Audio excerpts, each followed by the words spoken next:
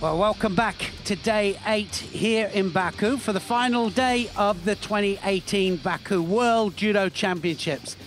This amazing city has played host to an amazing World Championships where we have witnessed a judo extravaganza. Now today, we've got the team competition where 6 fighters, 3 men, 3 ladies will fight it out for their countries, for world supremacy. And it is really exciting, I can tell you. I'm joined in the commentary position, as always, by Sheldon Franco-Rooks, and he's going to introduce our medal fights and how they are going to come to us live here from Baku. Good afternoon, Neil, and good afternoon, everyone at home. The first of the bronze medal contests features Azerbaijan in the white judogi, Russia in blue, and I'll just run through those 2 teams. For Azerbaijan, it will be Munksadev Inchkolu, Hidayat Hedarov, Gunel Hassanli, Mamadali Mediev, Irina Kinzerska, and Ushangi Kokauri.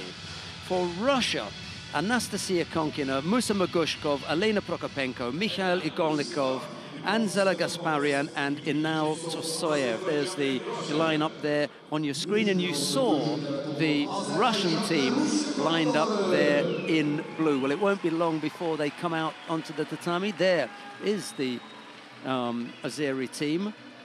Munksadev Inchinkolu, Hidayat Hedarov, Gunel Hassanli, we were just chatting about her, Mamadali Mediev, Irina Kinzerska, and there is Ushangi Kokauri, silver medalist yesterday. Do you know, we've seen, haven't we? We've had, we've seen it with Agbeg Nunu, you know, they've given everything in the individual and finding it difficult here in the teams. But, you know, the team event does create stars of its own, doesn't it? And people do perform better. And I have to admit that it was never the greatest thing for me. You know, it was never the best thing for me to do a team event because it just didn't suit me. But on the other hand, you know, sometimes some of the best times I had with teams was when I kind of bombed out and I didn't do so well in the individual. So it's funny how it works. The tricky thing for Azerbaijan is to find where they are going to get the wins. It's not Russia's A team, with the greatest of respect to the players that are out there. So there is an opportunity for Azerbaijan to pick up some wins, but where they don't have the strongest fighters is, you know, where Russia have got the strong ones. Yes, that's the unfortunate thing. The lineup doesn't work. Yeah, but I mean, such is their depth. Yeah. You know, they put their other fighters out and they're here, you know what I mean, still fighting for major medals. But it is very, very interesting. A couple of interesting situations here. Just to let you know that we are starting this final match with the plus 90 kilograms category. Now, we have to draw it out the hat to see which categories start the day, and then it progresses through, and you have the next highest weight category start in the next round of each round, and it's very, very interesting the way it's worked out. We began with the under 73 kilo category, and as Neil was saying, we've gone through the rounds, through the quarterfinal, semi-final, and now that we've come to the final, it's the plus 90 kilo category that we're starting with. Ushangi Kokauri in the white judogi, the exciting young prospect who didn't compete in the individuals, Inal Tosoyev of Russia in blue. And the referee in the middle for this one is Gostini Balash of Hungary. Well, I got to say, he's had a good team match as well, Kokauri. I mean, he performed very well yesterday, you know, and he had a chance of the world title, got a world silver medal. And, wow, what a performance from him. Really superb. And Tosoyev, well, he's been performing well in this team match and really doing Russia proud. So they're being watched by the president. Oh, look at that. Oh, wow. That hit the mat with a thud, didn't it? And he's straight on top here against the world silver medalist here. And I was going to say he's being watched by the president of Russia, Mr. Vladimir Putin. So no pressure, and he puts Russia 1-0 up. Well, when we were picking out the ones that Azerbaijan had to win. One of them was Kokari. He was in the driving seat as the silver medalist, and on paper, that's where you would have looked for one of their wins.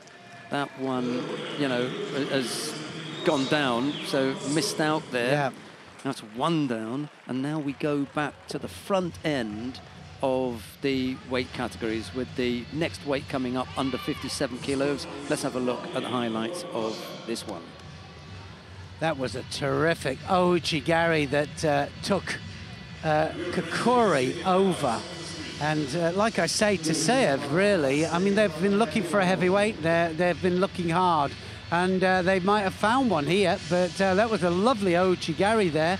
Got the direction, and he dived, he propelled off that back leg, and that was the main thing. And then right the way around there, he was going to hold him down there for the rest of the time.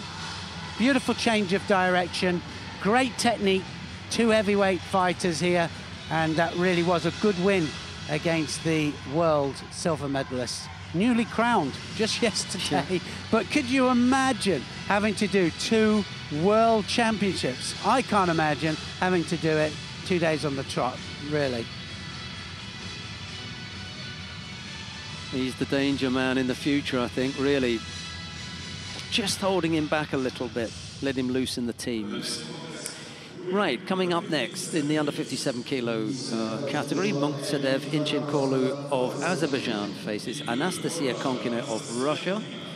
Munksadev in the white judogi, Konkina in blue. She's been fighting well today, Konkina. She really has. All-out attack, and that's what we want to see. Watch the Uchimata. Wow, really supple. I don't think the blokes, the guys wouldn't get off quite that easily, I don't think. Not without being injured. Well, the other interesting thing, and we had 2 times it happened in the preliminary rounds, we had a 3-3 situation. So if we have a 3-3 situation, what happens? And it is on wins. It's no points, it's on wins. So if we have a 3-3 situation, then we pull a name out of a hat. Well, not us personally, but up in the top table they do. And it could be any of the weight categories, and they have to fight again.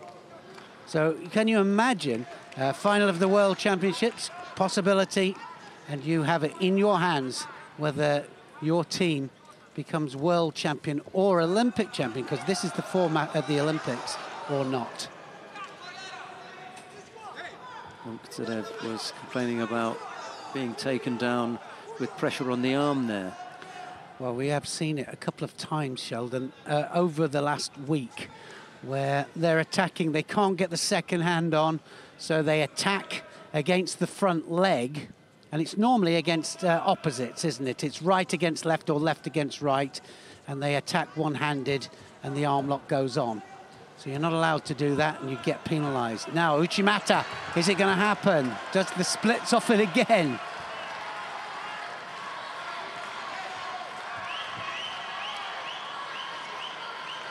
Well, Mate was called.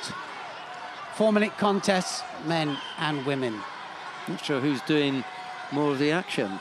Makarov there in the Russian... or Bagirov. in the Russian hot seat, and I remember commentating one of the greatest world finals ever with Makarov and Kanemaru, if you remember that one. Wow. They're both there as coaches now. Sorry? They're both there as both coaches. there as coaches, yeah, interesting. Nice Ouchigari there. And Munksadev, she just caught the bottom of the leg of Konkina and almost took her backwards.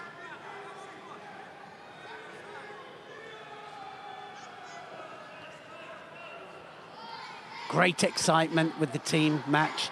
It works exactly the same in the middle as far as how you can score and how you can get penalised, but the tactics change very, very slightly. Remember that it's a win that you're going for here. Well, that was an Uchimata from Konkina again, and I think she's got to change the angle of that if she's going to score.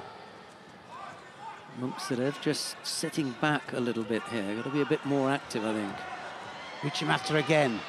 Splits again, changes the angle, changes the direction, and Konkona takes her back with the Ouchigari to score the ippon. Heavily enough. That was the landing. But on her back with force and control. Force and control, and she drove, didn't she? And the change of direction. For me, that's what really did it. As soon as she changed the direction, there was a different kind of defence that Munksedev had to bring to the party, and she wasn't able to do it. She'd managed to ride the initial Uchimata. 3 or 4 of them, in actual fact, Konkina had tried, all in one direction, really. So Konkina takes Russia into a 2-0 lead. Now remember, if it goes 3-0, then theoretically, of course, they can still come back, Azerbaijan, if they win the next 3 contests, and then it will be pulling it out of a hat. So, I mean, it's never over until 4 contests are won. Yeah, it's a long way and a difficult route back when you're 3 down. It is difficult. Lovely change of direction there. Uchimata first. She thinks she's going to just ride it again, but then changes the direction and pushes off towards the back for the Ouchigari. Great change of direction. Great Kazushi, great control with the hands, and that, well, kind of grapevining the leg there, but in the end, it's all about the change of direction. The Ouchigari scores. Russia 2-0 up.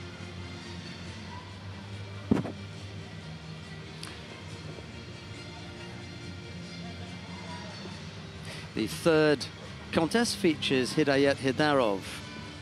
He's up against Musa Magushkov. It'll be Hidarov for Azerbaijan in the white judogi, Magushkov for Russia in blue. 2-0, the score in the match at the moment. The referee in the middle for this one is Veli-Matti Karinkanta of Finland.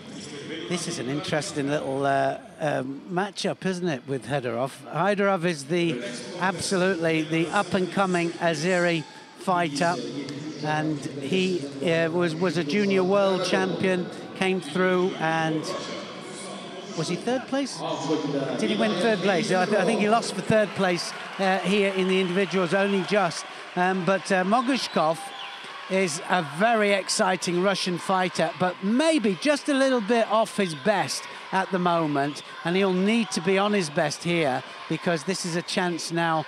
Azerbaijan will be planning on winning this one with Hidarov. They need him to turn this round. Saying that, and he can turn anything, can Mogushkov. So if you attack and it's not strong, he'll turn it. Look at this. So dangerous, both of them, big throwers, and I think that what will happen is one of them is going to make a mistake. Hidarov finished off in 3rd place. He lost. He defeated Sendoche Sagbata of Mongolia in that bronze medal contest. Yes, it was a great one, wasn't it? And just remembering, because of course the #1 lost out. The world #1 is in the same weight category, the world ranked #1, and of course it never went his way.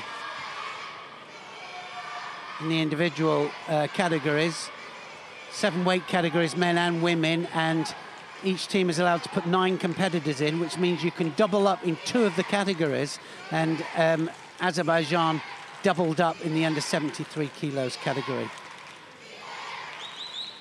The world #1 went out, and this man here, Hidarov, went through to get bronze.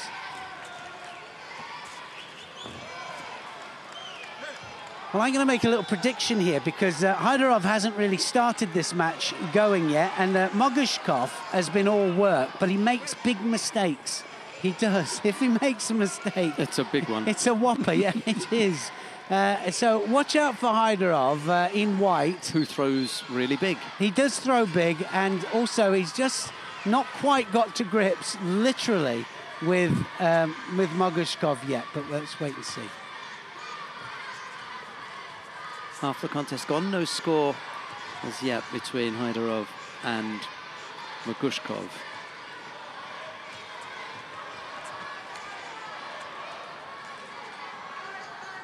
Still not managed to settle. It's all about the grips, and the kumakata that you get gripping can be on the sleeve lapel, over the back, but actually you get more time if it's traditional, what they call traditional grip, which is sleeve and lapel. Arm out the back. Now it's going to happen! Almost. Magushkov took him backwards there. Ended up on his front, so no score for that.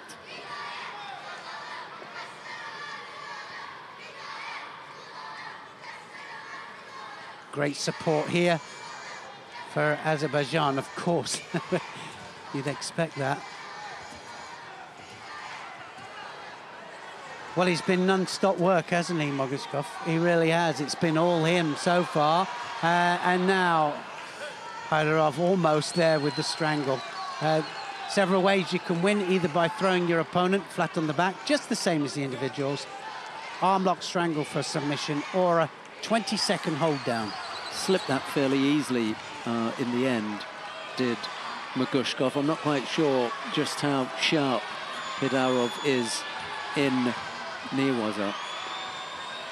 No, well, he really hasn't settled. I've seen him a lot better than he did in the individuals, actually, and he got third place, Hyderov. But now he's starting to go. This could be it here. He's in. Oh, it is! Uchimata! And that was right at the crucial time, wasn't it? Like you say, when he goes big. It's always a big mistake. It's the first time that we saw Hyderov actually... Oh, wow, it's not counted. They must have called Mata. Oh, dear me. And they don't like that.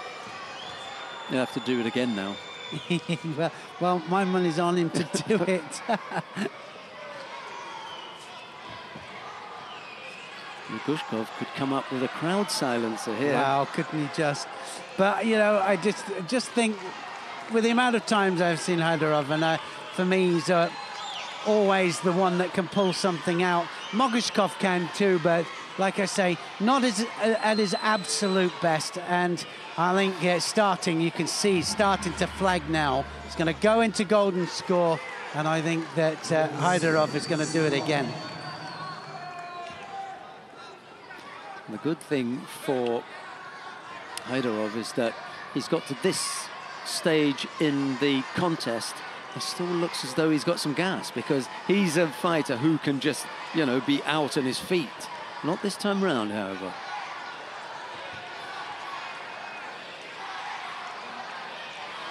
Well, that's right. You know what happens when we run out of gas.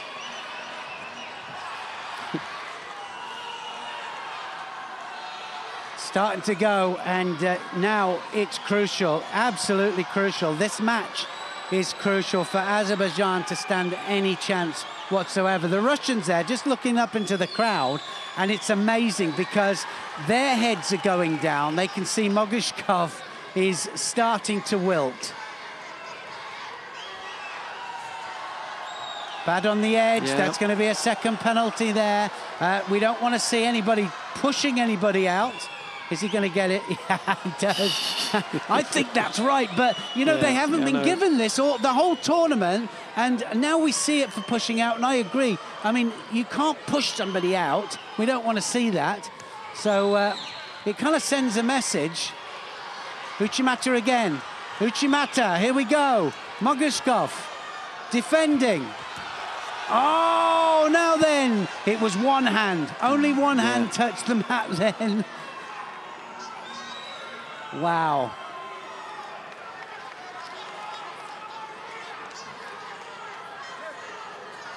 Not over yet.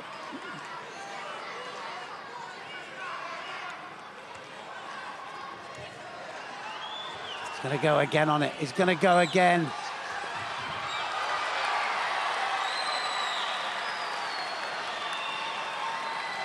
Well, I don't know what they were hoping for there. You've got to get them on their side or their back in order to get a score. Did you see something there? Oh, that's remarkable. I don't know what they were asking for there. I didn't see a thing. Anyway, if you're going to throw somebody, it's got to be on the side or it's got to be on the back. Now it's going to happen. 1 minute 40, and it can go as long as you like into golden score, as long as they're attacking. And you've got a 45-second window. Within that time, you've got to do something. And it doesn't mean that you can take the whole 45 seconds. It means that you've got to attack and look busy within that 45 seconds. Mogishkov, his head is down. Yeah, beginning to show real signs of tiring here. And again, it's the Azeri who has to have, you know, he's really surprised me, Hidarov here, having that little bit of extra power. He's the one who normally runs out of steam a lot quicker. Yeah, well, they're both tired, aren't they, now? You can see it. You know, they're not attacking that much. It's one Shido on the board each and everything to fight for. Of course, if Mogishkov should win this, then Russia would have a 3-0 lead, and then they just need one more. But it's still all systems on for this bronze medal match. This third contest really going to the wall. Now something's going to happen. Uchigari. Hyderov now. Hips across. Osadagari. Oh, so yes. He's got it. Yeah. He's got it. And he just couldn't stand up there, could he, Mogishkov? He just kept battling away there. He really did. Mogishkov, kind of glad, I think. He was glad that it was all over.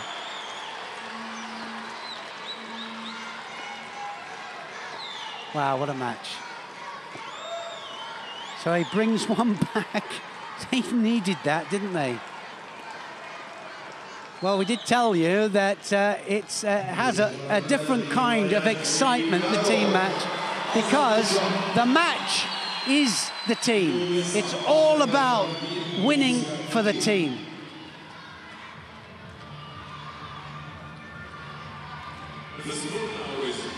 So, 2-1 Russia. And now the tension really begins. They've got one of their big guns on target. Kokauri missed out, could have made, you know, the whole thing look a lot, lot different. Would have been very different, wouldn't it? And now we really need Gunel Hassanli, who's coming up next, to do something. Elena Prokopenko hasn't been at her best, but it's a tall order for Hassanli, so they could come out of this 3-1. If that happens, it's win-win. You know, they've got to win the next two contests. Yeah. Only to tie, as Neil was talking about. That would just give it 3-3, and then we come back with the, you know, pulling the name out for the Have a draw. Look at him here. He absolutely had nothing left, and this is all about drive here from Hyderov. Drive, Tewaza, using the hands there to take Mogishkov over. Wow, what a match. And you're right, you know, this, but you know, team, let's have a look, see how it works out here. Hassanli in the minus 70 kilograms here for Azerbaijan. I mean, if she can beat Prokopenko, then we've got to, yeah, totally, absolutely, it'll be totally different. Well, that contest is coming up now. Gunel Hassanli of Azerbaijan faces Elena Prokopenko of Russia. It'll be Hassanli in the white judogi, Prokopenko in blue. And we've still got Velimati Kerinkanta in the middle. They do a couple and then they move on.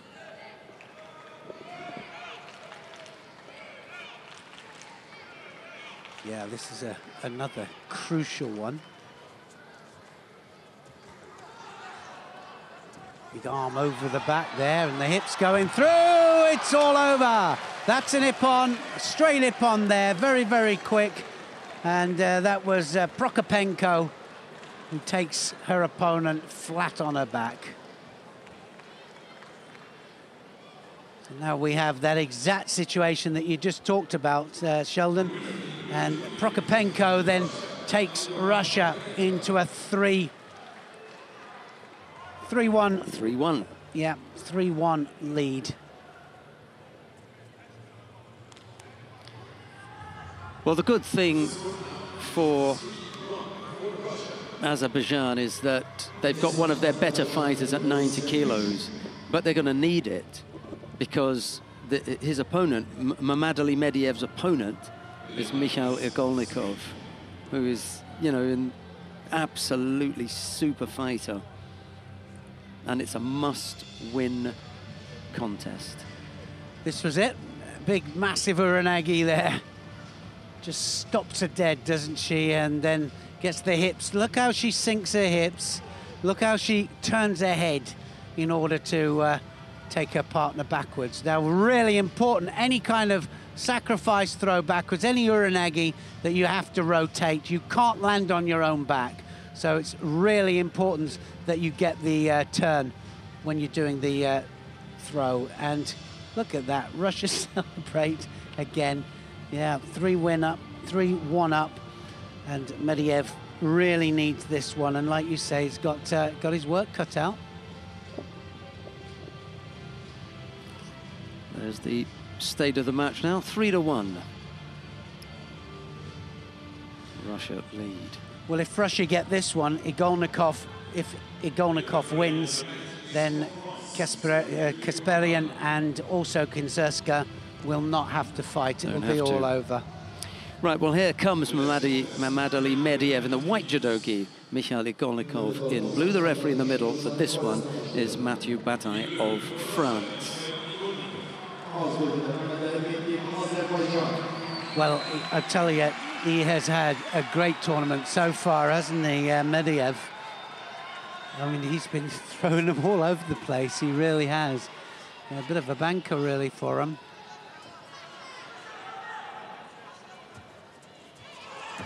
Oh, he nearly took that against him there. The Russian came in just that little bit sloppy and almost got countered. Igolnikov lost out in round 3 of the individuals to the eventual champion, Nicolas Sherazadishvili. That's how his tournament went. Disappointment for him. Medvedev went out at the same stage. He lost to Top Christian of Hungary. It was then Top, if you remember, and Sherazadishvili, who went head-to-head in that semi-final. Sherazadishvili eventually winning out, obviously, and then going on to take the gold medal. So they've both got something to prove, and like I say, if you haven't had such a good early individual competition, then it's a good situation to be in here, because you can come out here, you've still got a chance of a medal, and also you've got a chance just to prove yourself again, make yourself feel a little bit better. They're both left to left, these two, so that's why they're both attacking. When they do attack the front leg, it looks like one of them's going to get thrown, because I can guarantee that one of them is.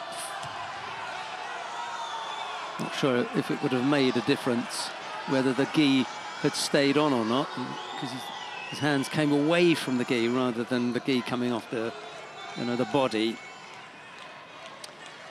Yeah, do you remember we used to have draws in team matches? You could draw if there was no score on the board, and it kind of messed up the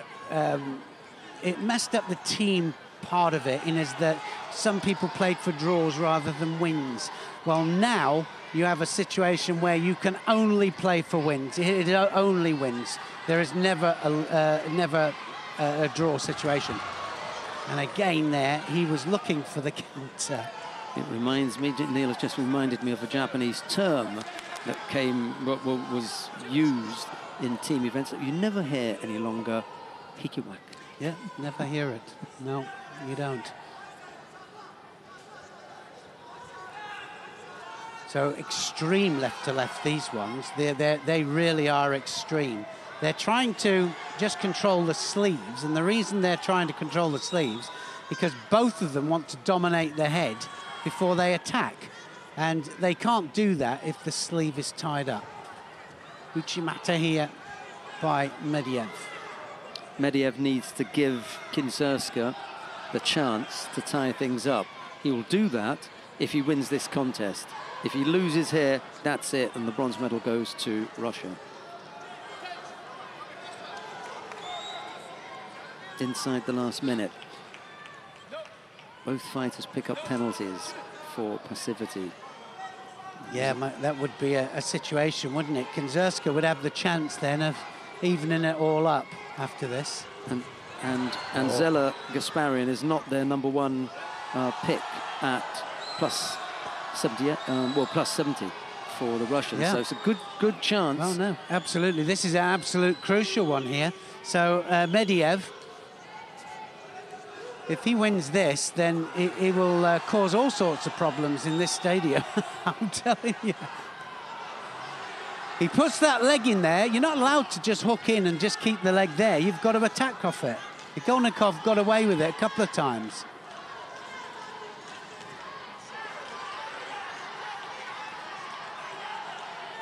"13 seconds then left of the first 4 minutes, then it'll go golden score." Well, he's got to do something now. Medvedev hasn't attacked, nothing at all. Didn't want to know in there, did they, really?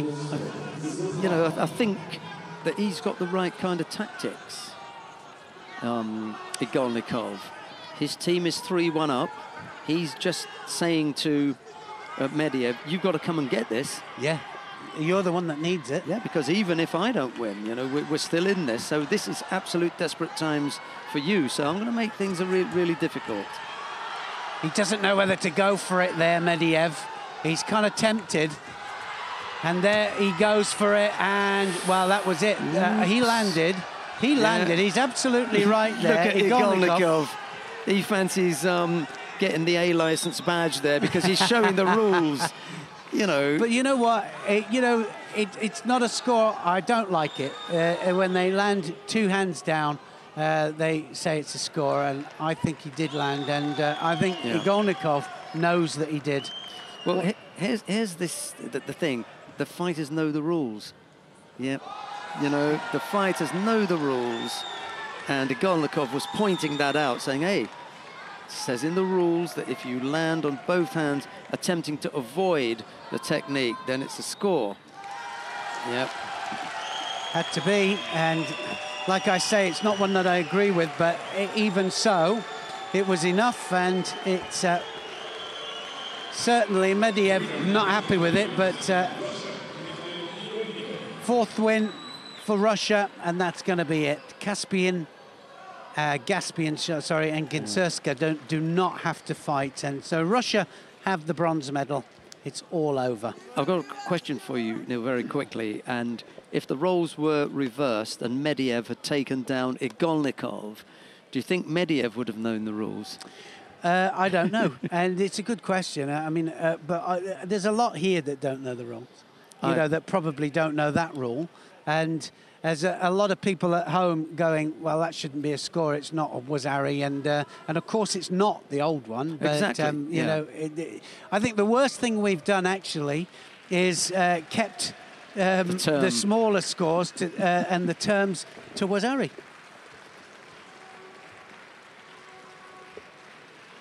I think that's the worst thing, you know, that we could have... my wife said we should have called it something else. The two teams line up after a 4-1 win to Russia over Azerbaijan. A bronze medal going to Russia and a 5th place finish at the World Championships team event for Azerbaijan. And rest assured that along with any other points that they pick up in European Championships or another World Championships along the way will help them when it comes to their seeding in the Olympic Games, because the likelihood is that Azerbaijan will now, you know, qualify sufficient enough players to make up that team. That will be one of the teams that can qualify and have a team. Russia, of course, well, I don't think there's any doubt about it. Yeah, I mean, they'll be happy with the medal, of course they are, but like you said, probably not their strongest team that they've had in there.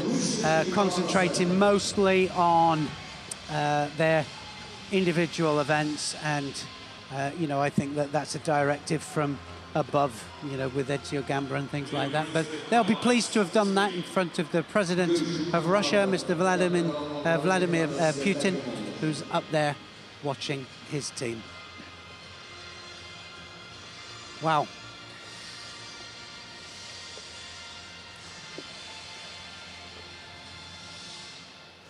A few highlights before we come to the next of the bronze medal contests.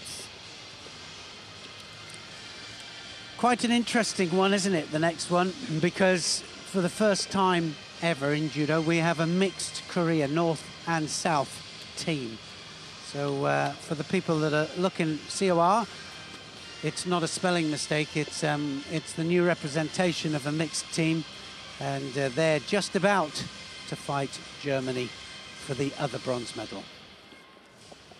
Well, here we go. There's a lineup of the two teams. I think we'll get a shot of them as well when they are ready. But let's go through with the team from Germany. Amelie Stoll, Igor Vantka, Laura Vargas-Koch, Dominik Ressel, Caroline Weiss, Sven Heinle. That's the German team. The Korean team, Kwon Yu-jong, An Chang-rim, Kwon Sung-yong, Guak Dong-han, Han Mi-jin, and Kim Min-jong. It's a really strong team, especially when you've got An Chang-rim in there. Terrific. Great one. That had you giggling, didn't it? I'm telling you, I am just so glad that you were announcing these teams on.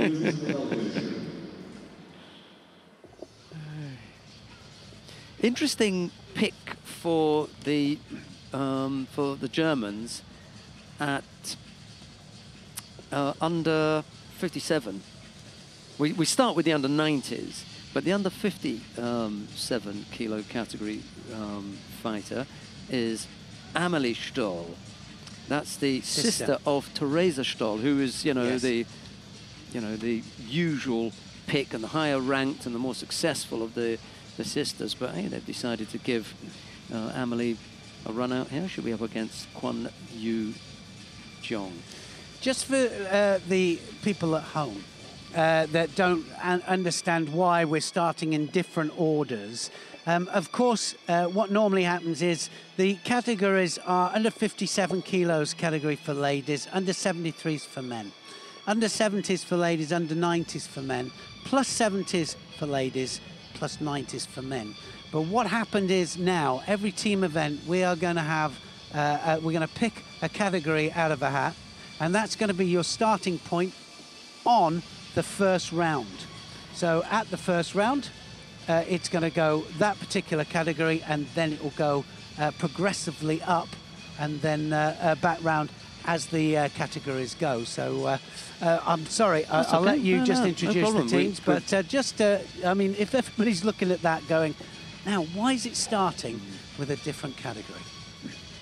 Well, we've mentioned the two teams already. We had a look there at the Korean team.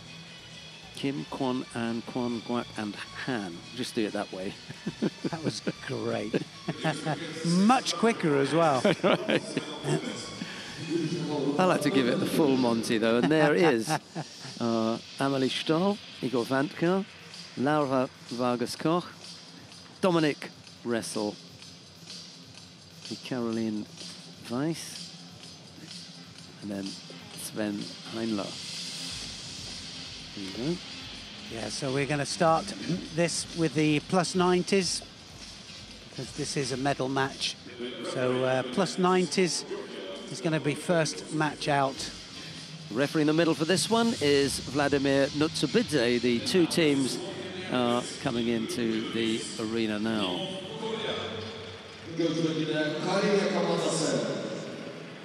So this really is Korea. This is Korea coming out here, and I think it's Kwon Sun-yong, the representative from North Korea in there, in the under 70 kilogram category.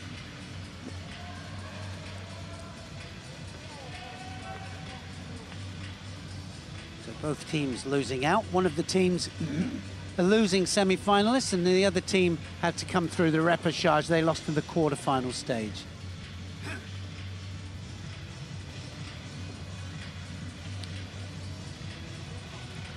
So as soon as they bowed on here, and then Sven Heinle will be the first match-up against Kim Min-young.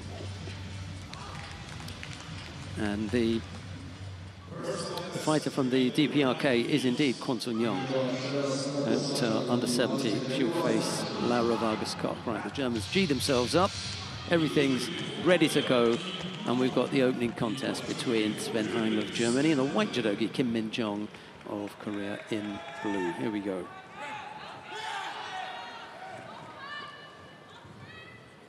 Well, we've already seen how important this first match is.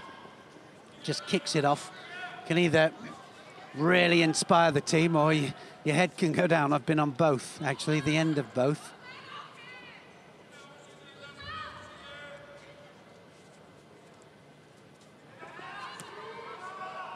Well, we saw Kim Min-young, didn't we, earlier, the cadet world champion. And he is fighting in his first senior world championships. So what an experience for him. I think we're going to see a lot of him in the future. It's funny, we watched them start in an Olympic qualification period, and then we watch them come through, and it's normally the next Olympic cycle that we see them really start to benefit, especially at his age, here 18 years of age, Kim Min-young.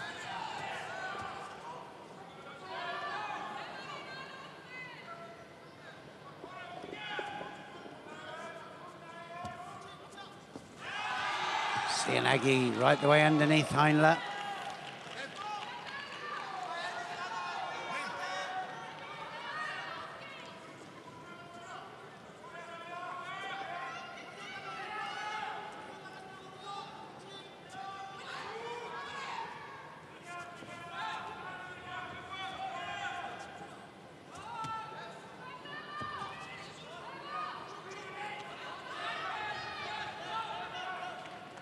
Well, Heinle has to grip up at some stage. He's the only one that he's actually, his grip's probably more negative, and you can see that there, the youngster disappearing underneath Heinle, and Heinle knows and he feels the danger.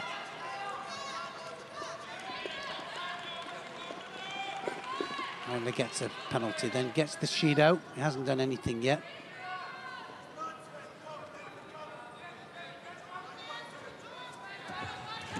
And again, straight underneath. Big men disappearing underneath, drop Seoinage, pretty impressive. Kim Min-young has got a pretty impressive record. He's fought at cadets and junior level, cadet world champion, as Neil was saying. Is he turning off that, or is there just He just turned off it. It didn't land on his side. Remember, they've got to land on the side, upper part of the body, nothing to do with the legs, and of course the back to warrant a score. Giving him a bit of a working over here, isn't he, Kim Min-young?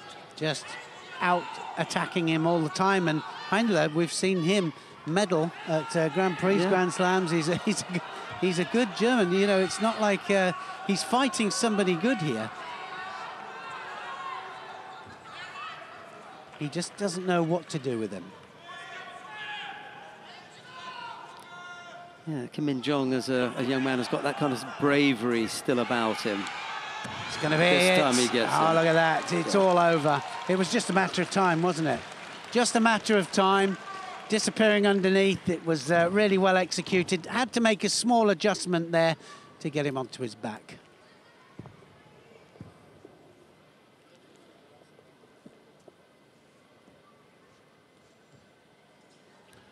I think we're going to see a lot more of this young Korean, Kim Min-young. Did he do the Asian Championships, do you know? He did indeed, as a junior and a cadet. He won both of them. Yeah, we're going to see a lot of him. I think he's got a lot of spirit, and this non-stop attack. Every attack is not for just the sake of the attack, but to throw. I like that. 1-0, Korea lead over Germany. Kim Min-jong giving the Koreans the lead.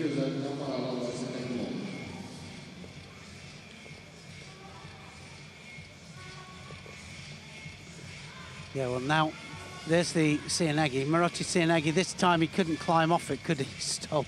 Had to go and cleanly onto his back, just couldn't stop it.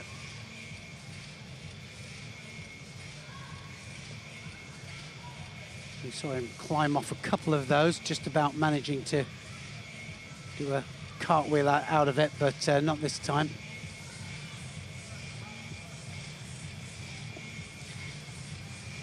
This is the interesting part then, where they come to the lightest weight categories now. Let's have a look and see whether this change in personnel can work for Germany. Amelie Stoll of Germany comes up against Kwon Yu-jung of Korea. It'll be Stoll in the white judogi, Kwon in blue.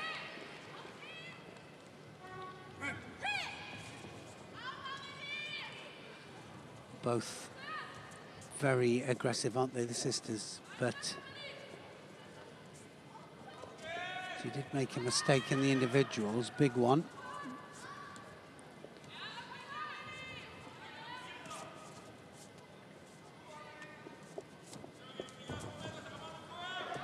Certainly the Germans cannot afford to lose this one. They need to get a match back. Every match important in team competition. You're fighting for your team. Every fight important, because that's what you were saying yesterday, wasn't it?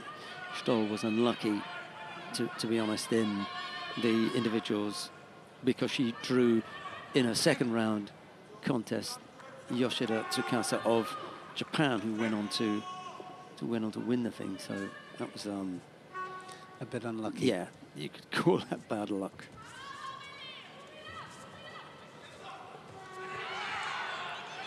Oh, nice one. That's going to get a score. Korea and Kwon Yu-jung there just carried on that. Seoinage carried on the rotation.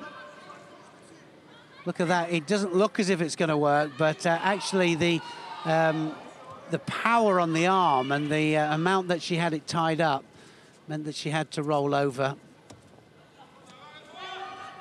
Was Ari down, Amelie Stoll. And that was very close as well. This time, Amelie Stoll.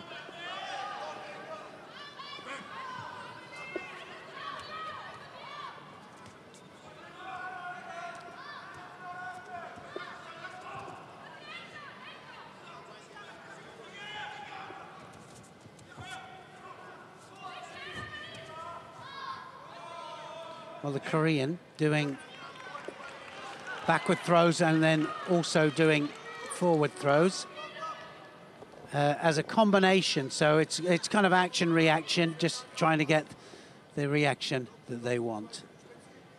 Mr. Batolga up there, the president of Mongolia, and the president of the International Judo Federation, Mr. Marius Visa, just having a great time with these team competitions. Day 8, this is day 8 of the World Championships, and everybody's had an amazing time here. Switch of sides this time. Flip one.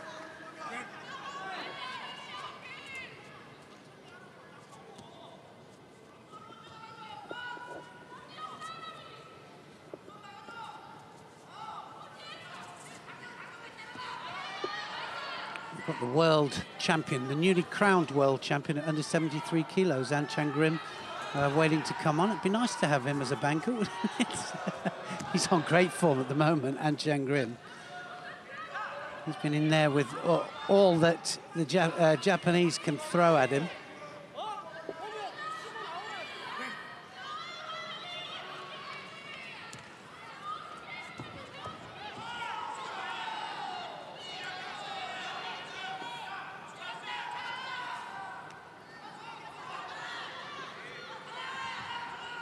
Well, now looking for the turnover here, the Korean.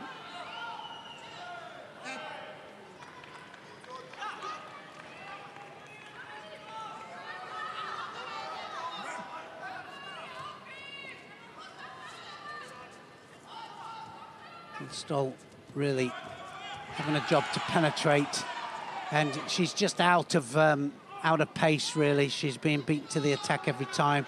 This could be something here if the Korean can just cross those legs over and triangle the legs, then Stoll might be in trouble. Now she's done it. She's triangled the legs, and can she flatten her out and turn it into the hold down? So this isn't a good place at all. Has to decide which way she's going to go. Stuck at the moment. Yeah, if she goes the wrong way, then she's going to end up on her back looking up at the bright lights. Did well there to stay where she was, but that's taken a lot out of her. 20-odd seconds left to go. One leads by Wazari, so tall order for Amelie Stoll here. Another attack. No hands, didn't take her with her. Needs to take her with her.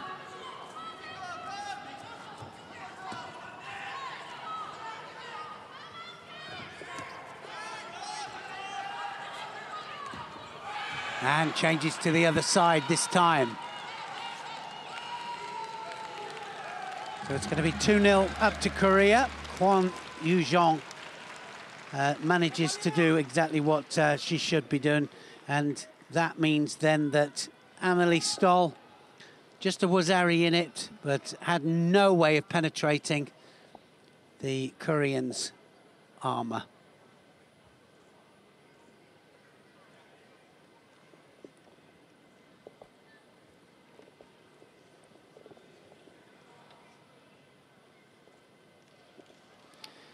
Well, 2-0 now. Korea leads over Germany. It now really means that Igor Vanka's got to come up with something pretty special, because if he should lose to An Chang Rim, every contest after that is on the line. It's Kwon Sung-yong, Kwak Dong-han, Han Mi-jin. It's a big lineup there. So certainly makes it very difficult, doesn't it, for the Germans? Really does.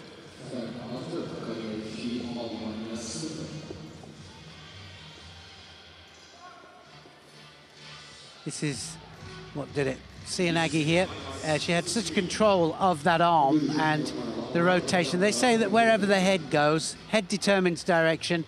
Head was rotating all the time, and it was so tight on the arm there that she had to roll over.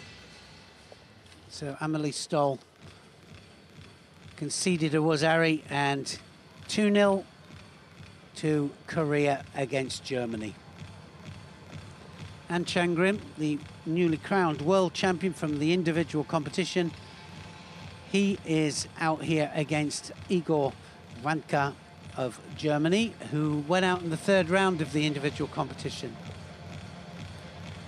That's the state of the match at the moment, with 4 contests still to come. The third contest, as Neil just said, features Igor Vanka of Germany in the white judogi, and Chang Rim of Korea in blue.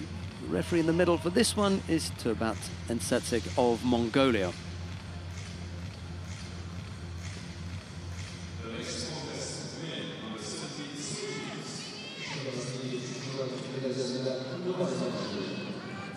An Chang Rim in blue here is the new world champion. First time in how long was it, Sheldon, that the Japanese didn't own the under 73 kilo? Yes. Oh, I have to have a look at that. That's a good, yeah, good question. I mean, the under 73s was kind of owned. Ono had won it on several occasions. Then we had, of course, Hashimoto that owned it. Before that, Akimoto had won it a couple of times. Won it a couple of times. So it was a long time. Won it at 73, hadn't he? Yeah. Yeah, that's an interesting one. But now, in the hands of this man. Watches Seoinage's. He'll just wait for the right moment, and when he does get the right moment on that sleeve, Vanka knows he can feel it straight away. You know, we often sit here, commentary position or coach in the coach's chair, and we shout things out, you know, but you don't realize that the gripping strategies of these guys is such that when they get the grip that they want, you kind of know that they're going to come in and you're going to go over. Is he going to go on the other side? He might.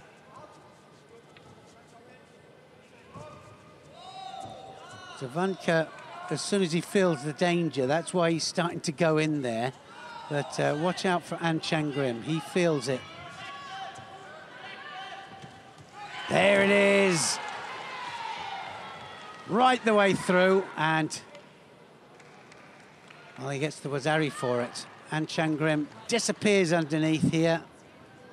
Look at the lapel grip there he's got, and he takes him onto his side there to get a score.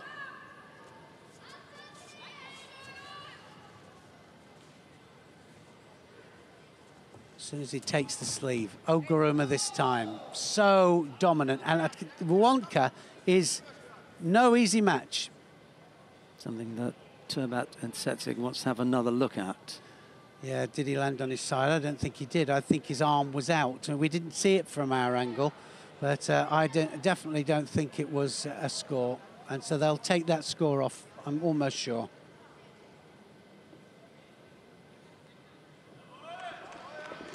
Yep, you're quite right. The way it goes.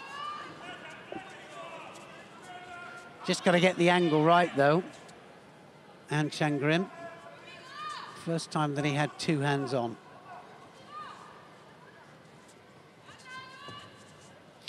Nakaya Riki had won 2 gold medals for Japan at under 73 kilos. Ono Shoei also won 2. That gave the Japanese 4. And then Hashimoto. Hashimoto Soichi had taken 1, just 1, and then a silver. No, but I thought that was his. He was going for his 3rd world title. No, just the 1. Wow.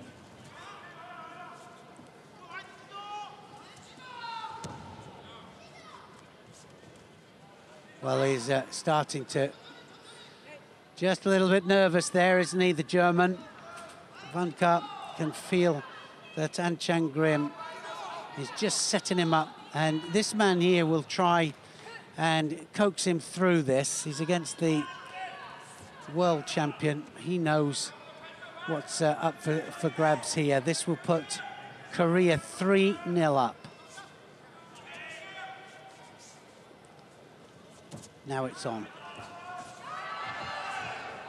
And that was a good attack from Vanka. Oh, I wonder if he's going to try and claim that was continuous. Well, if it is continuous, then of course, just having a little look at that. No. Don't give it. Last minute of this first 4 minutes.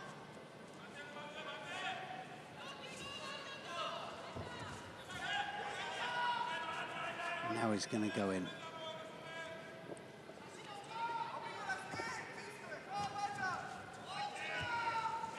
That's going to be a score, absolutely. Wazari scored. With 40 seconds to go. Yeah, what a time to do it.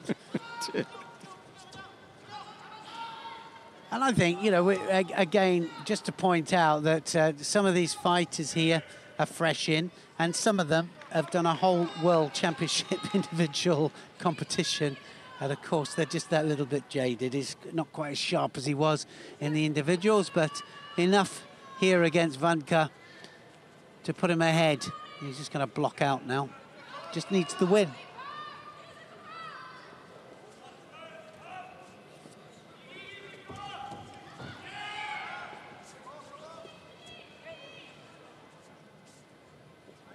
Just a little look up at the clock. 3 seconds left.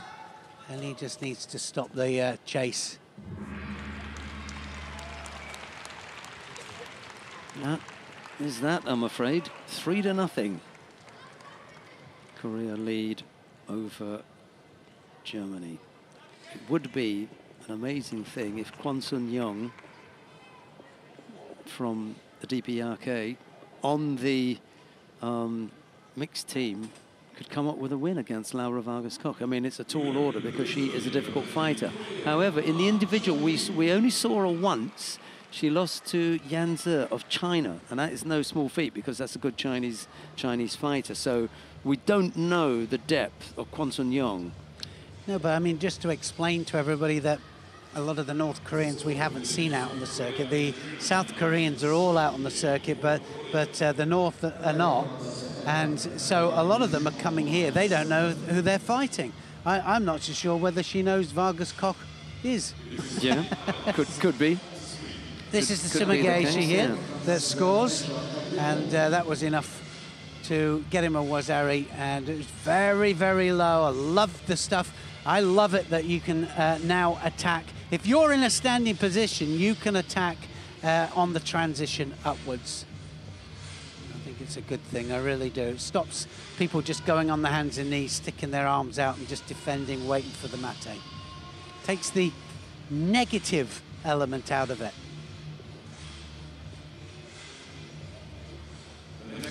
Well, here we are with the next contest, a 3-0 lead at the moment for Korea.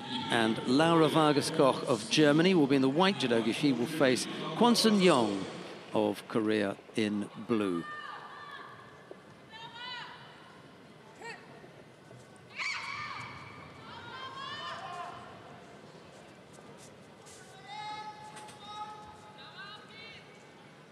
So each one of the Koreans has the new back patch on with the joint team logo on it.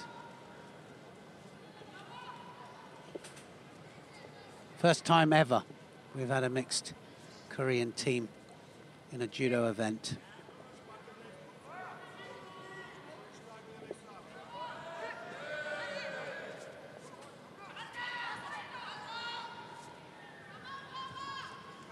She'll try and hook the leg in, Vargas Koch, and then do the Uchimata off it. And,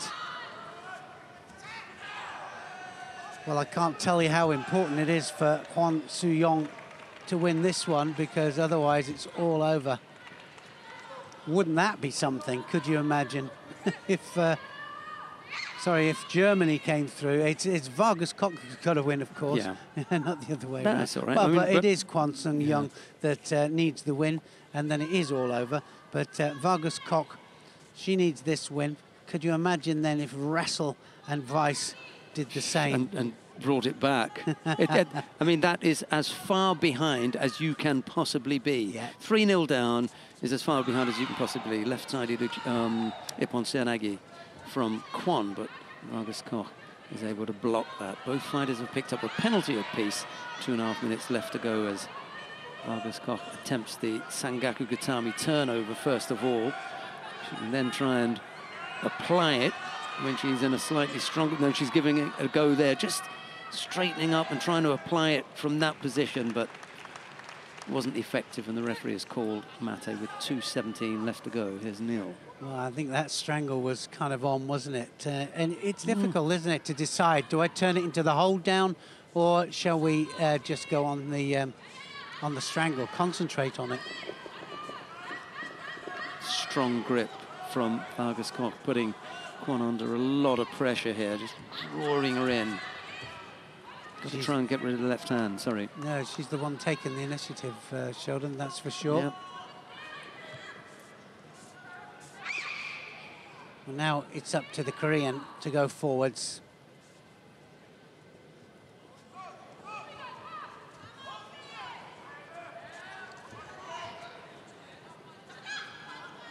Well, she's making a good account of herself here.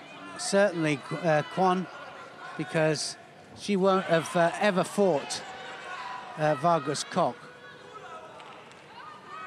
But most of the fighters have had head-to-heads with each other on the world circuit, the Grand Prix and the Grand Slams. Certainly these two haven't.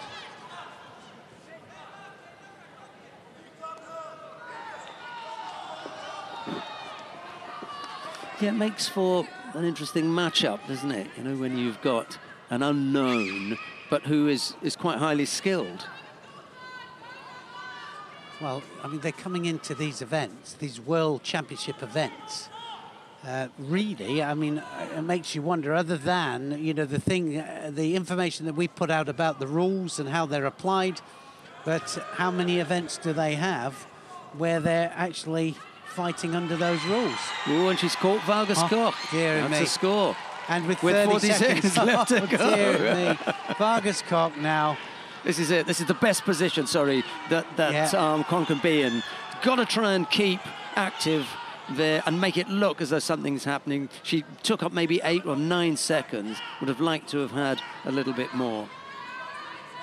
Drops Seoinage then from Kwon, and she takes Vargas Koch, the very experienced Vargas Koch, over, and she's now chasing because she needs a big score.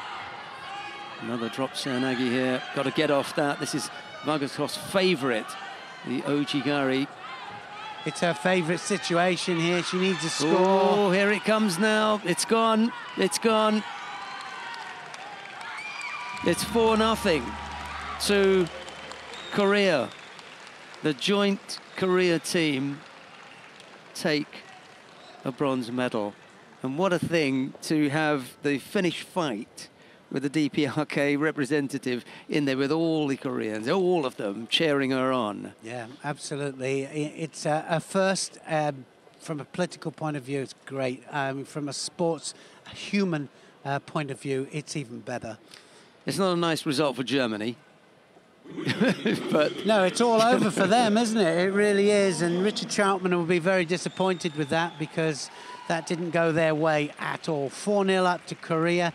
Germany didn't get a look in. I think it's worth remembering that in the lead up to the world, in the lead up to the team championships, the Republic of Korea were a seeded team. And what happened was when they decided to field a joint team, the unified team of Korea kept its seeding, and none of the teams objected to that. Everybody agreed. I thought that was really nice. No, absolutely. Yeah, I heard that yesterday as well. At the draw, all the teams clapped when that was announced. Everybody said, yeah, we're up for that. And then we had the draw.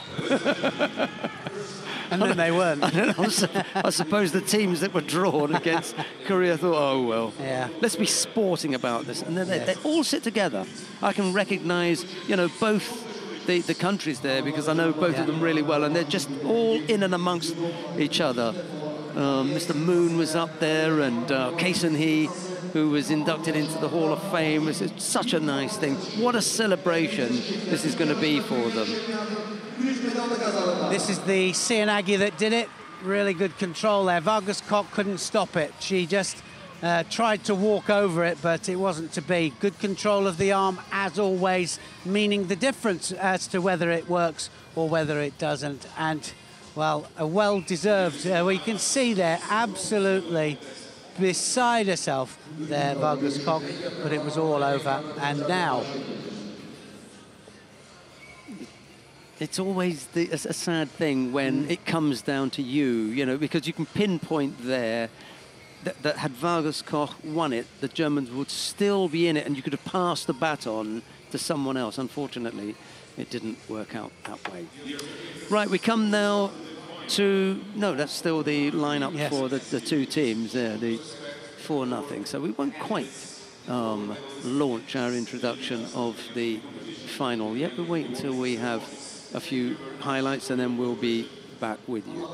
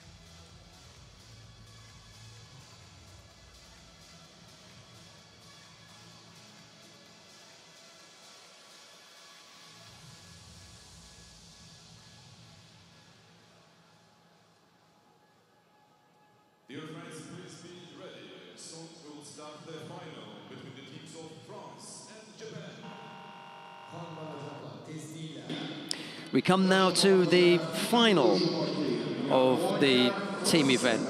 France faces Japan, and we're just looking at the French team there. Cyril Marais, Priscilla Neto, Guillaume Chain, Marie-Yves Gahy, Axel Clergeau, and Anne Fatoumata Mbairo. That is the lineup for France. There you go. Marais. We're going to start with the plus 90 kilo category, and Neil's already explained that. Hopefully we won't have to go through that one again. Marais, Neto, Chain, Gahy, Clergeau, and Mbairo. It is a good team. It's a good French team. And here is the team for Japan. Harazawa Hisayoshi, Yoshida Tsukasa, Tatsukawa Arata, Ono Yoko, Mukai Soichiro, and Asahina Sara. And in there, well, you can count the medals up, but there are a couple of world champions in Asahina and Yoshida. At the very least, Ono took a bronze medal as well. And the referee in the middle for this one is Lubomir Peter of Australia. Neil, your thoughts on that? Well, you know, looking at the Japanese team, I mean, you know, they could have put all world champions in there, but they didn't. You know, they've got such depth. And same with France, they've gone with a team which is strong. But you know, the thing is about team competitions is that it really is a funny one, because you can put people in there to do a specific job, and that's the thing about team competitions, because it's not just about you, it's about your team and your teammates. You know, and some people are good, really good team people, and some people are great individual fighters, you know. And I mean, for me, it was always individual, you know. And I used to play for my team, or I'd fight for my team, but it wasn't the same for me. So we'll see how it goes, and we'll see how this works out here. Harasawa, Marais, you know, for example, this first match out, Marais is not on the best form at all, and normally he fights big men really, really well. But watch this, because this is a final, and the French, we see it in the World Cup, we see it in so many team things, right? The French, when it comes to team competition, just have a knack. Well, we're about to see it now, and I kind of picked out a few fights where I think it's vital for the French to win, and I think unless Marais can step up and win that opening contest, the French are really going to have trouble. Harazawa Hisayoshi in the white judogi, Cyril Marais in blue. Yeah, it all depends, I think, on the early contests as to how it's going to go here, because it will make a big difference. If it does go 3-3, wow, what a finish to a great world championship that would be. Yeah, that would be. Wouldn't mind that at all. I'd be happy to stay to see a decider. And just quickly, the one thing that we haven't pointed out, actually, we've said what all the rules are and various things with regard to the team event. But the one thing that we haven't said is what happens when they do pick out, if it's 3-3 and we pick out one weight that should fight again, when they come to the mat, they don't start fresh. It's golden score immediately. Yeah, which means that even if it's the last match on and then they get picked out, they got to go out immediate. They can't have a rest. No, they go back out again, and it's golden score. So we've given that another term. I mean, it's not an official term that the IHF use or something, but just as commentators, what we've been saying is sudden death. It's the sudden death contest. So when you hear us talking about the sudden death contest, you know that's where the scores in the match are tied, and that contest is just straight back on, and from the time they bow, first one to score. Sounds horrific, doesn't it? It does. Especially if it's you. Hey. Well, this has still got to warm up here. Harasawa, we know, he can. I mean, he was the one that gave the great Teddy Riner the biggest scare, I think, in the world final. And it's about 3-4 years ago. But he never quite performed as well since. But he can do some really nice judo when he decides to attack. I think that was Shichinoe, because they didn't go head-to-head with Teddy Riner until Rio, Harazawa. He was fresh. Was it Rio? Yeah, Shichinoe was the one who gave him that scare. And then the one that gave him an even bigger scare was Tusishvili, who almost threw him. But yeah, that was Shichinoe Rio. Well, and they're very, very similar in stature. They're tall and long, and I think that was what was going to... That's the kind of fighter, I think, that is going to give Renier a problem. Yeah. Apart from Tushishvili. Well, and like I say, I always thought Harasawa was going to be the one. That's right, because they never met, did they? And then we were waiting for them to go. We were waiting. But that then was the Harasawa one. never reached the final. So both of these fighters now getting warned. It's 2 minutes into the contest. They've both got a Shido up on the board. Anybody who's just joined us here, those two Shidos there, the yellow flags on the board, they are penalties, and they've got to attack within a certain amount of time. They can't push somebody outside the area. They can't step outside of the area, and it means that they've got to attack within a certain time. They've got to be busy. Yeah, that Harasawa contest was the only time, in actual fact, that they fought, and that was at the Olympic Games in Rio. And it was the one that we said, because he was the unknown. We didn't know about Harasawa, and he was unbeaten. And we thought, right, well, this must be the one. And then he just blew out. Yeah, it didn't happen, did it? No, it didn't. Well, Mare fighting better than he has done through the day, and really he knows how important this one is, because certain things, certain times at team matches, well, when we used to have draws, you could have a stopper, somebody would stop somebody winning. You can't have that now. You've got to still go for a win. But, and it is all about winning here, but you need at least a Wazari or an Ippon to win it. Of course, 3 penalties up there will be now then. Can he get that? That'll be interesting. If he got a win here, that would be... he just slipped the head out. That was so close there. And the French take another breath. You don't get many chances. No, you don't.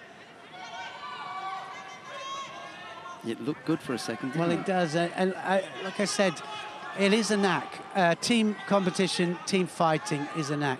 And when you take into consideration that they have a big history of success in women's competition and men's, and now they've got a mixture of the two together, it's not going to make a difference. They're still going to have success, France.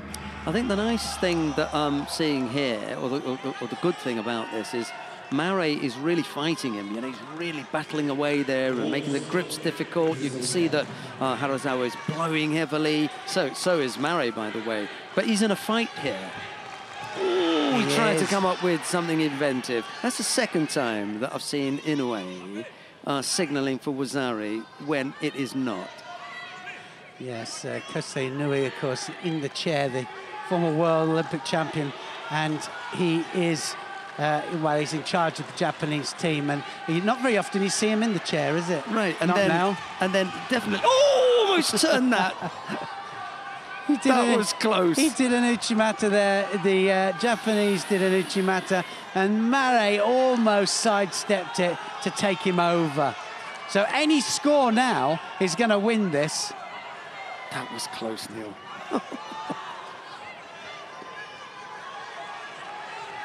Now they're starting to attack. Harasawa! Oh, he just had his arm out there, and Mare just avoids it. Everybody, they're not going to have any fingernails left, that's for sure. You can tell there was no score because none of the Japanese jumped up claiming Wazari, and it was right in front of them. They could see the landing. Yeah, of course they can. They wanted it, but they weren't going to claim that one. Oh, there's an Uchimata from Harasawa. Wow, hats off to Harasawa because he's taken the fight. Certainly to Mare, and Harasawa's saying, I want a world gold medal here. And that was a second penalty up to Mare. It means Mare has to come up with some attacking. Tired, very tired. Yeah, he's got to make sure, he's got to dig deep now, Mare, that's for sure, because he can't afford to lose this one. Harasawa looked Mare in the eyes there when they came forward, as if to say, have you still got this, mate?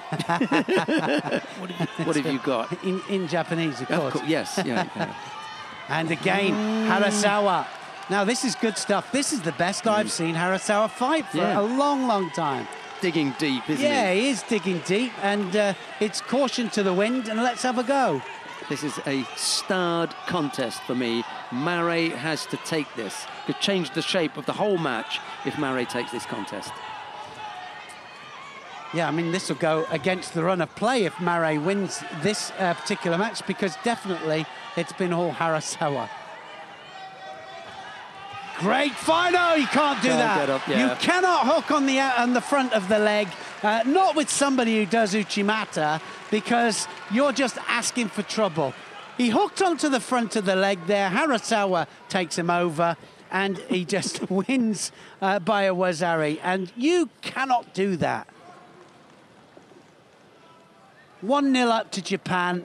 That was a key one, wasn't it?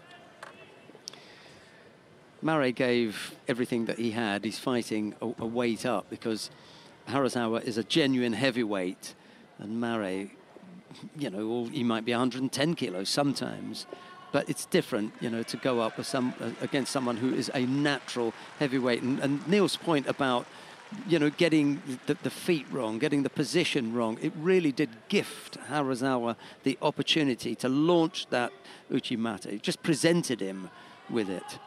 Well, it's like stepping forward at the wrong time when somebody's got a right cross coming across, you know, coming over. You've got to make sure that you don't step forward at that particular time. What he did here, he absolutely, you've just said it now, he gifted him, because he wraps himself round the front leg of somebody who has a technique off it. And we'll see it back in slow motion now. But certainly Harasawa was the man that was taking the fight all the time to Mare. He was the one that was attacking. There he goes, round the outside of the leg there, and an Uchimata man will just say thank you very much. And that's exactly what he said there. And Uchimata is where the leg comes right the way up the middle there, and he played right into his hands. Well, one of the things that I thought would be difficult for France to come back from was a heavyweight win for Harasawa, and then because we're going to follow this with a lightweight now, and Priscilla Neto from France has to face the current world champion Yoshida Tsukasa. Yeah, Yoshida looked absolutely amazing in the individual competition. She really did. Neto, you got to say, I mean, she'll come out all guns blazing. She will throw everything she can other than the kitchen sink at Yoshida, but Yoshida will just, I'm sure, block her out and just do all the right things. 1-0, Japan lead over France. Coming up next, it will be Yoshida Tsukasa in the white judogi to face Priscilla Neto of France. There we go. Yoshida has also a really big Uchimata, and if you have a look at Neto, Neto will come in with that big arm over the top there to try and close it up with Yoshida. Yoshida won't want any of it. Yoshida is a slightly different type of build for a Japanese fighter. Her physical size is quite surprising because she's just a little bit shorter. So you sometimes wonder, well, where's the weight in the arms? I've seen Yoshida with a T-shirt on, and she has got arms where I'd put my jacket on just to hide from her. She really is. She's physically well prepared. You know, that means you're up against someone who's got real upper body strength, and put on, you know, on top of that, her throwing skills and her newaza, which is, you know, second to none. It really is quite exceptional. She took a bit of a whack to the air, did Priscilla Neto. And yeah, well, the thing, so much to do with the grips here. Neto, so aggressive, and you've got to kind of defend yourself in some way. She came off the worst there. But Neto's come out here to fight. She is a really good fighter.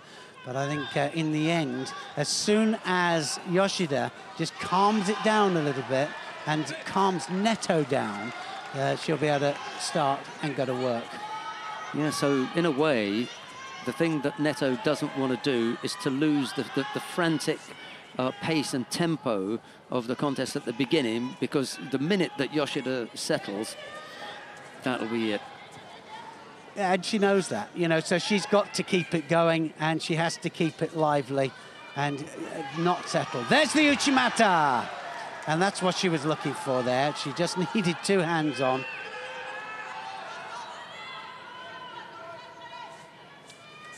Just changed now. She's starting to take just a slight back foot rather than coming forwards like she was.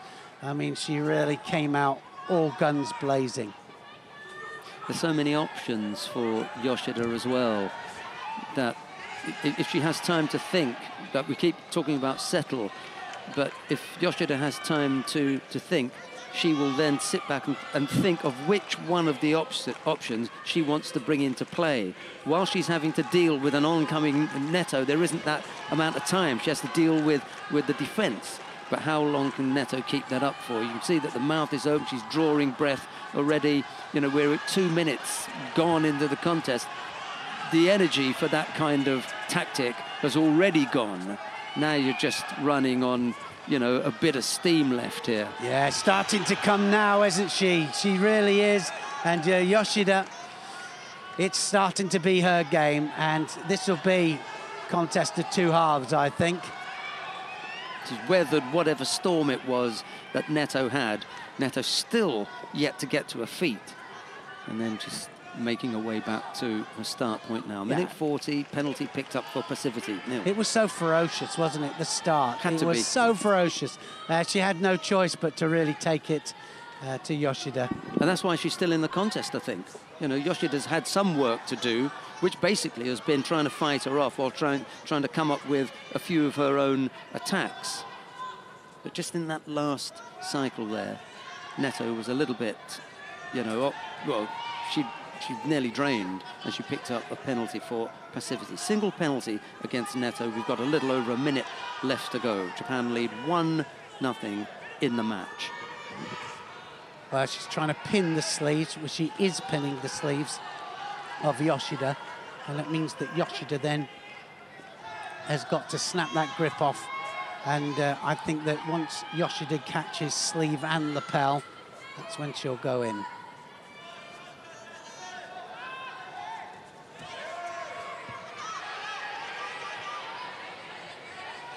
First chance to see Yoshida working on the ground here. Well, that was a bit unfortunate because as she came up there, she kind of did a technique. Jean-Luc Rouget, he knows exactly what the score is here for the French team. He knows how crucial each of these matches is. And now Yoshida in a good situation.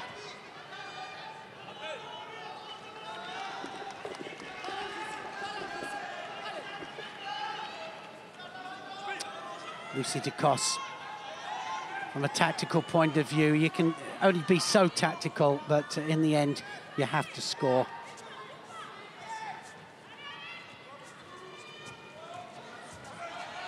Uchimata, Oguruma, that's going to be a score. Wazari scored, Yoshida, and straight into Yushiro Kesakatami there. She just lay there, which, you know, means that she just gave up on it, and she's got nothing left there whatsoever, Neto. She hasn't got anything left, and Japan now just need 2 more wins in order to win the world title. Yeah, I have to admit to having made a few marks on the match sheets that we're given, and the mark that I made next to Neto and Yoshida was in favour of Japan. Sorry about that, but I just felt that that was the way that was going to go.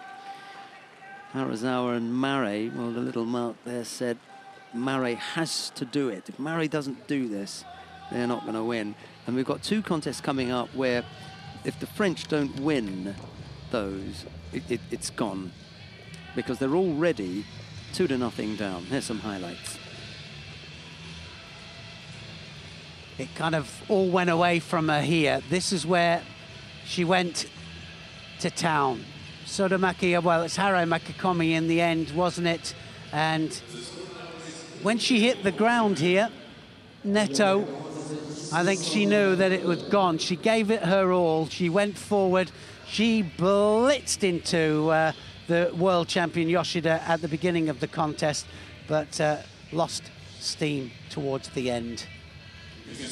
This Makikomi made possible. She knew she'd already won it, didn't she there, Yoshida? And it was all over. 2 contests to 0 up then to Japan. Guillaume Chain, by the way, who's coming up next for France, is a really useful player. I mean, he's got really nice judo. He could do something here, but the weight of pressure, you know, on him is so great. Well, it's incredible, actually. They've put Tatsukawa in at under 73 kilos, and I don't know where he is in the... where is he in the this is under 73 chain in Japan? This is the good thing for Guillaume Chain. Chain is a regular on the International Judo Federation Judo World Tour, and Tatsukawa is not. So that's in Chain's favor. He's got a better appreciation of what it's like to be out on the international circuit. Yeah, but I mean, there's 5 or 6 there ahead of him, ahead of well, Tatsukawa, he's not, you know, he's not the 1 or 2, but even the number 3, 4 or 5 for Japan is, you know, could prove a little bit special. Tatsukawa Arata is the number 3 Japanese, ranked at 32 in the world. So, you know, no slouch, but he's no Ono and he's no Hashimoto. So there is an opening. And when you get to 3, 4, 5, well, that's the level at which they start to, you know, where it really levels out. You can get someone who's exceptional, like Hashimoto or Ono, but these are people, you know, 3, 4, 5. That's who we compete with. I was surprised they didn't send Ebenuma here. I can't understand. Yeah. I can't understand that. Anyway, it's Tatsukawa, and Tatsukawa has a chance of winning a world gold medal here with the team. I suppose they sent him because he was the Grand Slam gold medal winner in Tokyo last year. You win the Grand Slam in Tokyo, you know, you're pretty good because there are 3 other Japanese in there. Yeah, true. Well, trying to catch the sleeve of Shaney and can't. So it means that they'll have to go on the other side. They'll have to do something on the other side.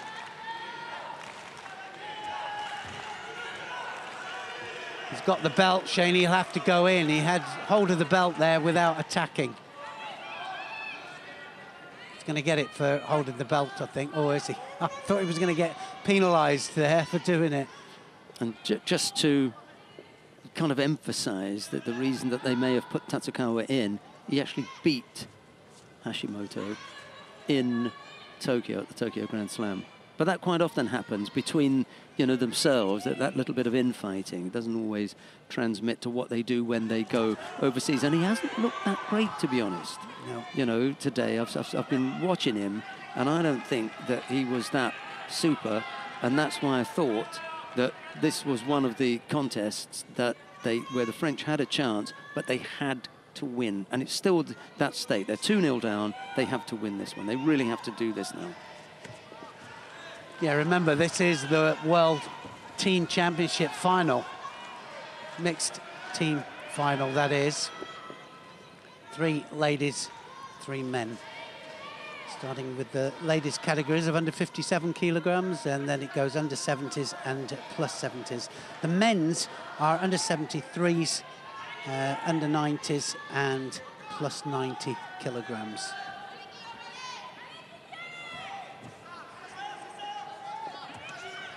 Well, this is a tight one, isn't it? He's not having it easy at all here, Tatsukawa. Looking for Uchimata. This could be it. I thought it was. Shane, he just managed to get off that.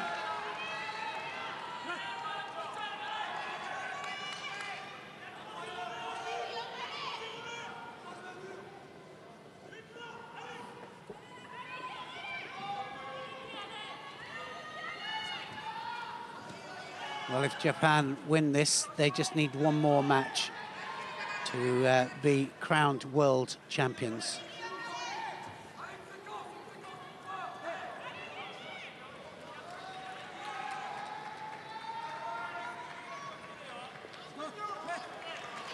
Single Shido picked up by Kilome Chain. Half a minute left to go in regulation time. I'm not suggesting that we're going to go into golden score, but that is beginning to look like a distinct possibility now. Right arm on the belt. And Tatsukawa dealt with that quite nicely. Yeah, just spun him out of it, didn't he? 14 seconds on the clock here. Still neither one of the fighters look like really scoring. And again, he's uncomfortable with that round the waist. The first time he just dealt with it by guiding him out of the area. That time he just turned off that. So that one Shido won't decide anything. It needs 3 Shidos to finish it or any score. Picked up a second penalty. I'm not quite sure what that was for. Right on the bell, I think, and it carried over to the golden score period. So Shane knows that he has to do something now. It's up to him. He'll need a score here. And I agree with you. He needs to be persistent with that arm round there. It's not rugby tackle. Let's not get that. Don't mistake that.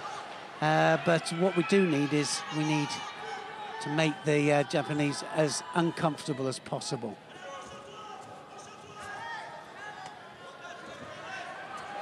He's trying to see him off now, Tatsukawa. A few foot taps and a few hip movements, trying to look busy. But he hasn't really put in a big attack here. Chain had to try and gather himself. And he just stopped and caught his breath there. And he's gassed as well now, look. He has. You know, it just really is just running out of steam. And then you've got a totally different situation on your hands then, haven't you? So tired. And where do you draw any extra energy from? There is nowhere. There's nothing. It's just whatever you've got left. Oh, well, I thought he was going over. Oh, Uchigari this time from Tatsukawa. He did look as though he was about to collapse, didn't he? He did. Actually, they both do. They're both of them really finding it hard. They're both giving 100%. And that's the thing about the teams, is you give 100% and then a little bit more, because it is for your teammates as well. No, he hasn't got anything left.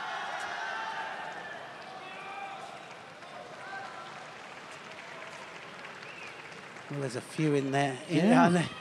One or two world and Olympic medalists stuck up there. Abe. Yeah, oh, yeah, the third penalty.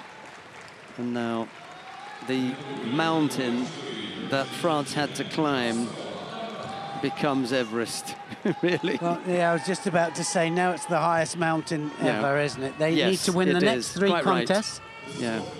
And if they win the next 3 contests, then it will go into a selection, a draw. So one more win needed from Japan. They are then, or they would be, world champions. A combination of a strong women's team, a strong men's team, mean that you have to come up against the very strongest, you know, in order to lose out. In Japan, well, they've got the strong men and they've got strong women right across the board. Very, very difficult. It didn't matter where you started. Too strong. Right, on the tatami now. Ono Yoko of Japan faces Marie-Eve Gahi of France. It'll be Ono in the white judogi, Gahi in blue. The referee in the middle for this one is Yevgeny Raklin of Russia. Well, in the individuals, I thought Gahi was going to go the whole way and win it. I really did. I agree with you. I mean, she came out just like this, exactly like Neto comes out, exactly like Agbeng Nanu, like 100% guns blazing, so aggressive, and then something happened and it just went away from her. Yeah, it was a smash-up battle with Arai Chizuru in the final.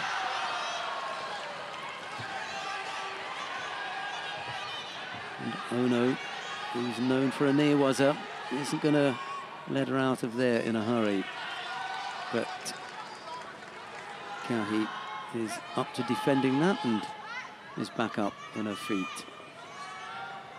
So a repeat, sorry, as far as the countries are concerned anyway, of the gold medal match in the... oh, she's caught her. She ran onto it, didn't she, there? And that's going to be a score for Japan. Well, I thought it was. I thought she'd rotated so underneath. Did I, yeah. But maybe there wasn't any control. It was just running onto and rolling over the body. Well, I hope we're going to have a little look at it, because Gahi came forwards. Well. Yeah. Gahi was really rushing forwards. For me, she just about rotated with that right on that. hand, I think. Well, she kind of takes advantage of Gahi's rushing onto her, but it's there. That's I mean, judo, that looks like Ippon Sernagi to me.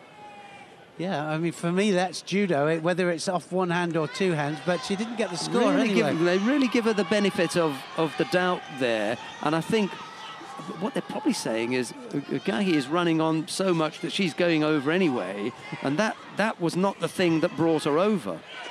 Oh, well, that's the only explanation that I can give for them not giving that score. My feeling was Ari. So now she's really picked up, as she Ono Yoko is really pushing forwards as well. Good attacking match, this. And that was a good attempt there from Gahi.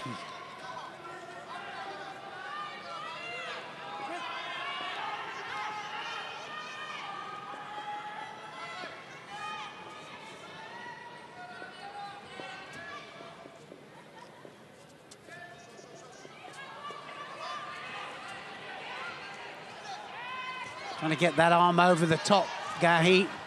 And now, well, almost. Ono attacked. Oh, that's it. That's it. Gahi's pulled one back. That is a definite win there for Gahi. And so now France have pulled one back. Big mistake from the Japanese. Ono, she attacked and had it turned against her. She was the one that initiated. Can we get to the top of Everest? Can it happen? Not over yet. Now, I'm going to be honest here and say I've got one tick on the... Directs Ono backwards. Brilliant stuff. Well, it just gives us that little bit longer, because Ono could have wrapped it up here and made it 4-0, but it's now 3-1. So we've got a chance here.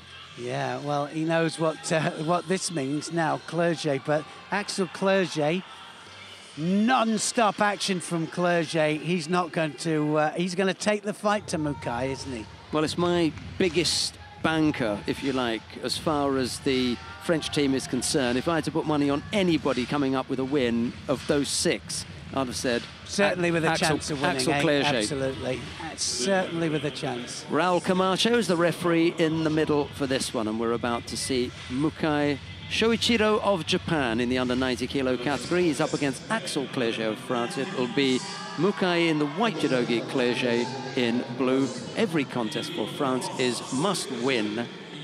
Axel Clerget, you're up. Yeah, could you imagine if it did go to that and then they pulled Clerget out again? You never know, do you? Do you never know? What's happened there then? Just a clash. I think that was just a clash, and a little bit of a few fingers in there now, and you know, just up the nose and so on and so forth.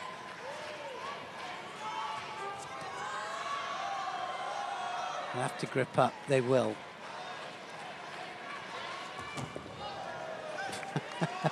I don't think there's a lot of love lost here. And they both get a penalty there for just not gripping up, a little bit of pitter-patter with the grips. And now... I wouldn't play this game if I were Mukai. He doesn't know Clerget.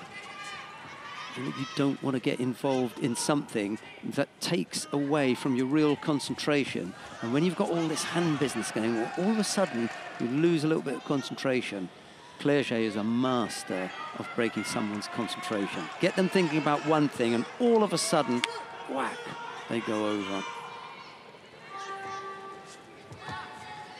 Yeah, nice Ouchi, that one from Mukai.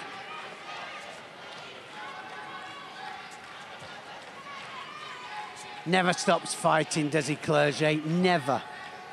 Just keeps coming all the time. Clerget, oh, he's got That's over. It's gone. Japan have got it. Japan have got it. They've won. And that was a superb technique there from Mukai.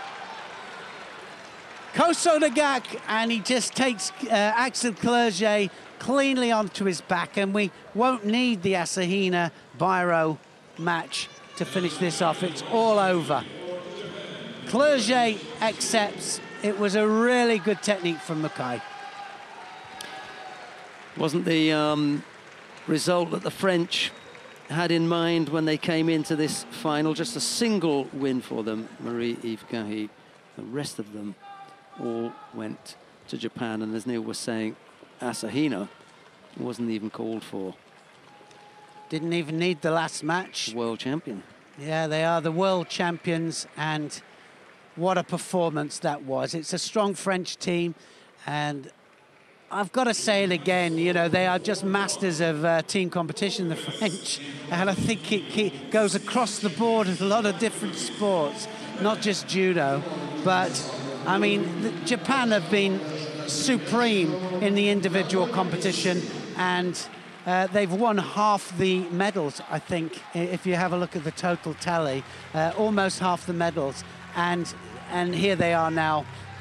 Their depth has proved too strong for the rest of the world. Their depth has proved here that they can do it here. They're not the strongest team out there, but they've put their people out that they knew could win the team competition.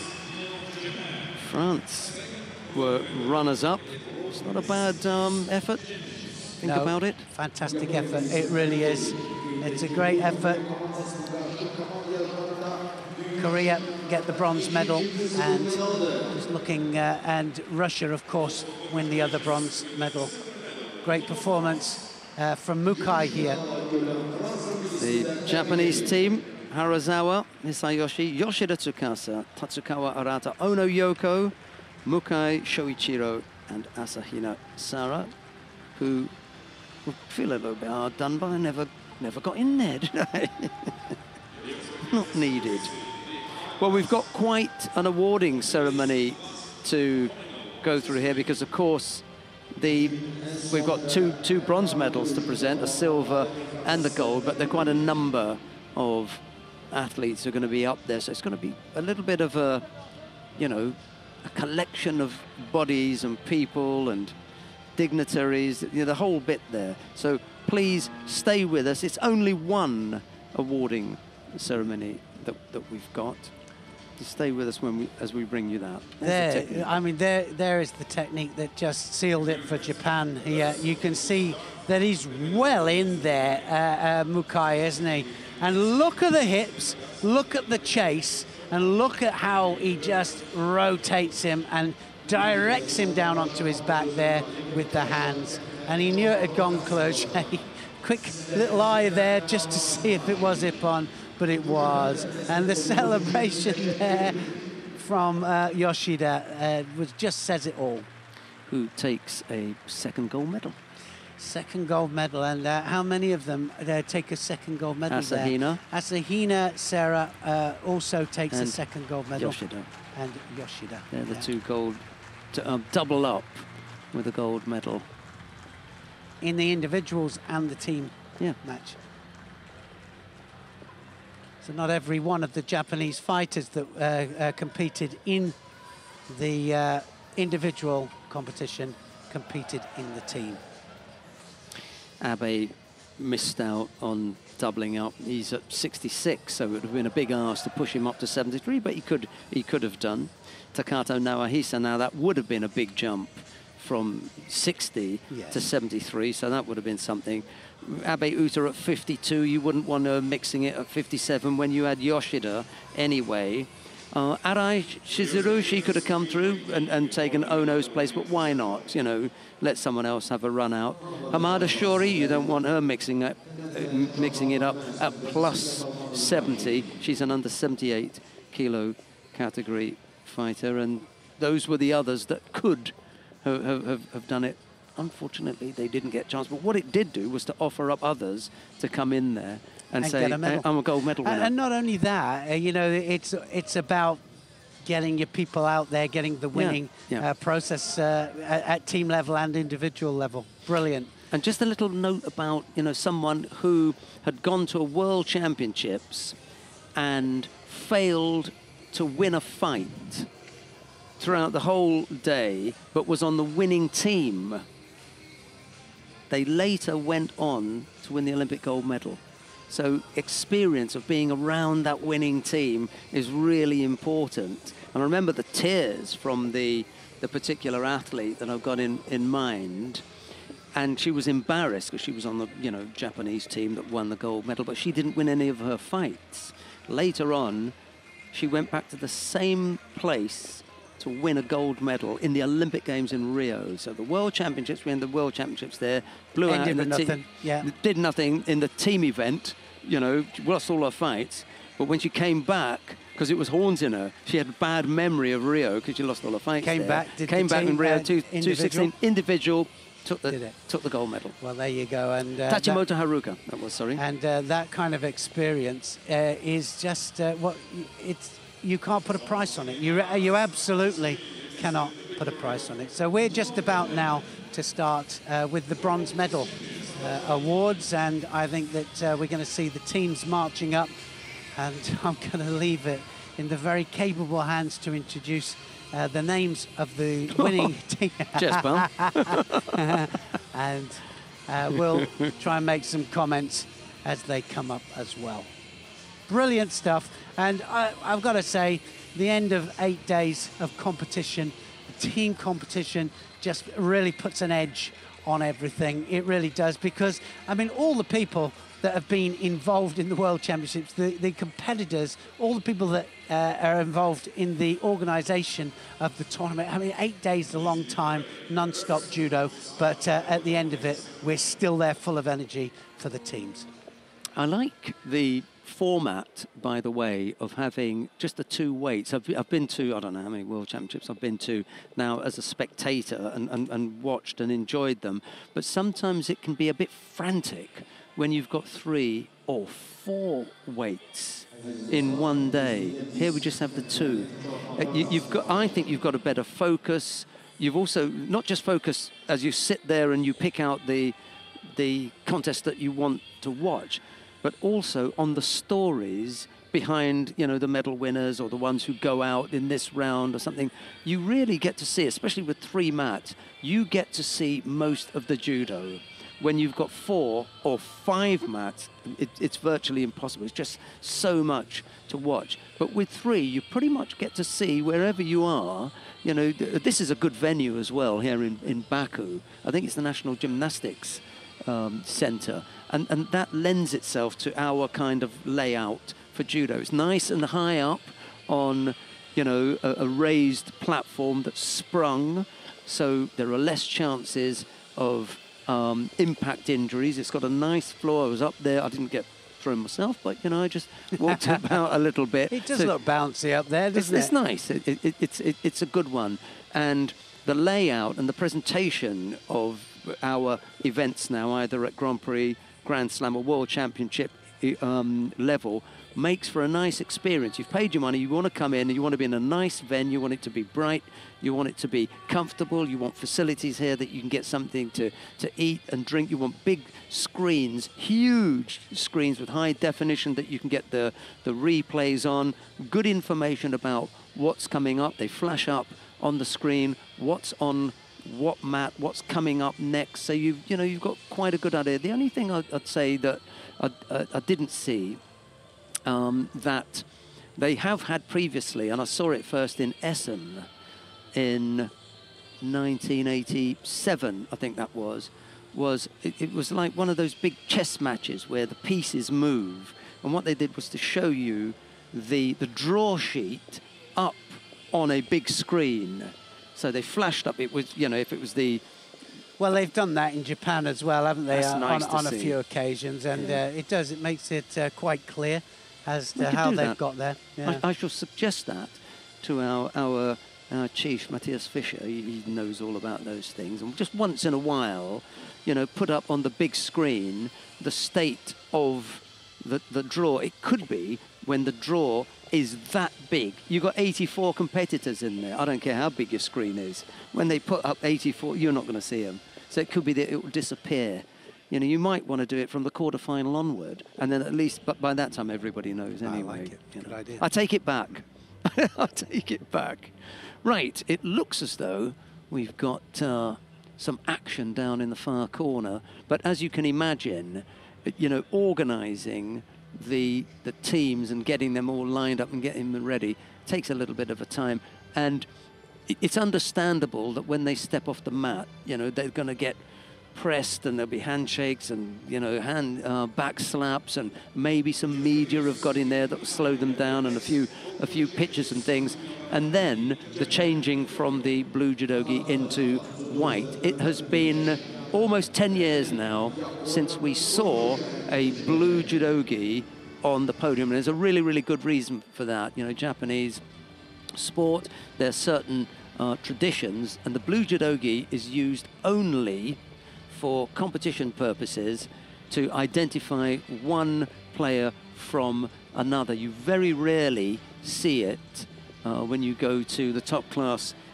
Japanese dojos, unless we as non-Japanese are visiting. The Europeans quite often come in there and just steam in with blue judogis, but the Japanese tend to stick for training purposes just to white, except when they come away.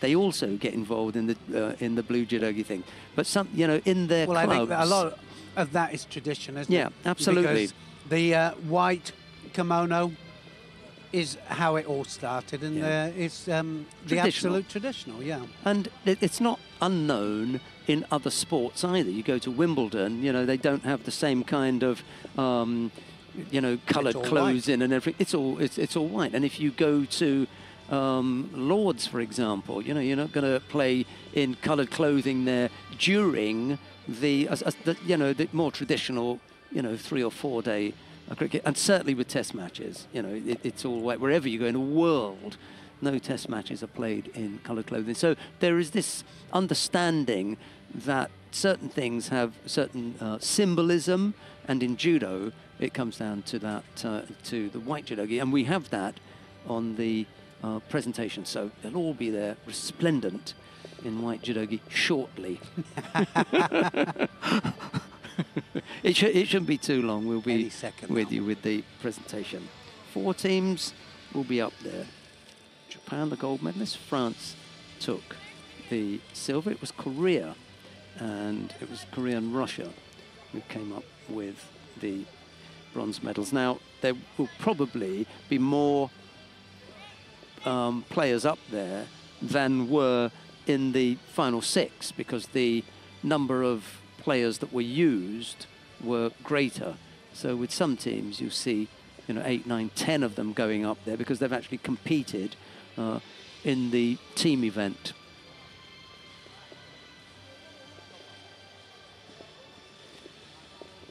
Yeah, it's going to be fascinating when it comes to Tokyo, how this whole thing develops and what happens when we come to that final day and we get for the first time a team event. And I think they've done the right thing here, and they've said mixed team because it's the first time we've had that. But I think from now on they will remove the term mixed, because it's just a team. It's a team, and I think also it will make it especially. I mean, people have asked me about how, you know, how does it run a team match in judo, you know, when it's an individual thing. But you explained it very well yesterday when you said that it's a contest between two people, but the match is on with the teams against each other, you know, and it's a good way of looking at it, really a good way. And the winner of the match is Japan, but the winner of the, you know, of the individual contest is the individual. Here they come, ready for the medals. Well, I think we've got quite a high-powered medal presentation team there. Let's just have a quick look at that's the president of Mongolia, the country of Mongolia. In the middle there is Marius Visa, the president of the International Judo Federation, General Secretary of the IJF, Jean-Luc Rouget. Yeah, Mr. Batolga there. He was a former Mongolian team member at World Championships, world medalist, and he is now the president of the country, of course, and he just loves his judo. And it is national sport, of course, in Mongolia. He was here watching his Mongolian team. They actually went out, I think, in the earlier rounds. Yeah, they did. We've also got the aide to the president of the Russian Federation, Mr. Igor Levitin, and Mr. Azad Rahimov, the Minister for Youth and Sport in Azerbaijan. So the bronze medals go to the team of Korea and to Russia. The silver medal goes to the team of France. The gold medal goes to the team of Japan. And what's not happening is, you know, an individual talk through, an individual presentation. It's just a straight, because there's so many medals to hand out. So there is a collective presentation of medals here then, and real happy scenes from everybody. The chief's there smiling, and the thing is, they've all met him, they've all seen him before, because he's such a regular on the IJF Judo World Tour, and of course it will be during the medal presentations that they will have come across him or see them, and he also knows who they are. He is a hands-on president, and not only that, done so much for judo worldwide. He's taken it into a different stratosphere, you know, when it comes to world status. And you just look at the people that are lined up to watch judo. Asahina Sara, second gold medal. Yeah. That's a nice thing, isn't it? You know, you come and you get a second gold medal. Of course, if you're 60 kilos or 48, yeah, it's a bit of a shame, isn't it, if you're in the lighter weight categories. But I was thinking this, you know, the runners in athletics, you're 100 meters, you're in the 100 meters relay, 200 meters relay, 400 meters relay. What if you're a 5,000 or a 10,000 meter runner? You just get the one. So, true. you know, there are some sports where... Doesn't make it right. It does, yeah. It's unlucky, you know, I used pal. to look at the open weight tournaments in Olympic Games, you know, the heavyweights had 2 cracks at it. Right, well, the president of Mongolia, His Excellency Kaltmata Batolga, is going to present the trophy to the winning team. And I wonder who's going to be put forward as captain. Ono Yoko. Oh, okay then. Did she just fall into that? I don't know, she just she happened fell to be into there. it, but she just, she was going for it anyway. You want to be careful of that lid. Oh, well, you don't want that coming off. And she just up there and took it. Well, she took the initiative. Snooze, you lose. And now the national anthem of Japan.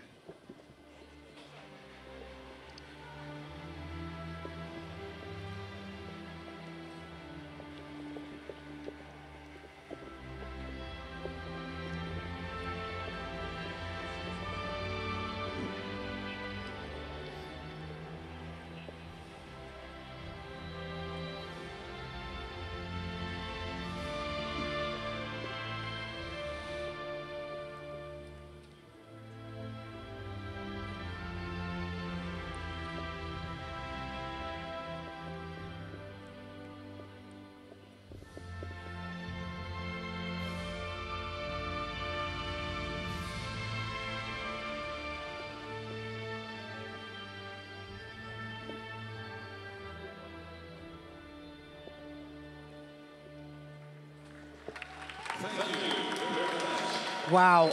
Well, what can I say? What a week we've had here in Baku. I mean, we've had 8 incredible days of non-stop judo action throughout the 8 days. Japan have clearly shown that they still have the depth, and they've displayed judo excellence all the way through the 8 days. But the rest of the world have chased hard, and we've had world champions being crowned as well from around the globe. And what can I say? Japan have come out on top in the individual standings, of course, 7 gold, 5 silvers, 4 bronzes. South Korea came second there, France third in the medals, but we've had other gold medals as well from Georgia, we've had him from Iran, we've had Ukraine, we've had Spain with their first ever world individual gold medal. It's been an absolute pleasure for Sheldon and I, as always, from all of us here in Baku, and I'm talking about all of the commentary team here as well. It's been an incredible 8 days. We're going to be back with more judo action actually in 2 weeks' time in Cancun, and then we're going to see more judo action, and it's just going to go on and on and on. Until then, from Sheldon and I, and from all of us here, it's goodbye for now.